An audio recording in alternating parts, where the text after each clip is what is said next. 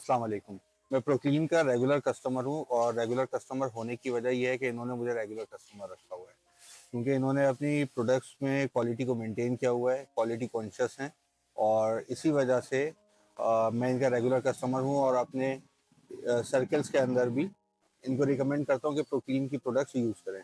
उसकी वजह ये है कि ये क्वालिटी कॉन्शियस इस वजह से है, मेरा ख्याल है कि ये कस्टमर सेटिस्फेक्शन के ऊपर बिलीव रखते हैं और उसी के माइंडफुलनेस होने की वजह से ये अपनी क्वालिटी को ना सिर्फ मेंटेन रखते हैं बल्कि इम्प्रूव करने की तरफ जाते रहते हैं और प्रोग्रेसिव माइंडसेट के साथ अपना बिजनेस ग्रो कर रहे हैं। मेरी बेस्ट विशेज है और मेरी और भी यूजर्स के लिए जो क्लीनिंग की प्रोडक्ट्स अपने घरों में हर कोई ही इस्तेमाल करता है, सबको मेरी तरफ से रिकमेंडेशन ये होगी कि इनकी प्रोडक्ट एटलीस्ट एक दफ़ा ट्राई ज़रूर करें।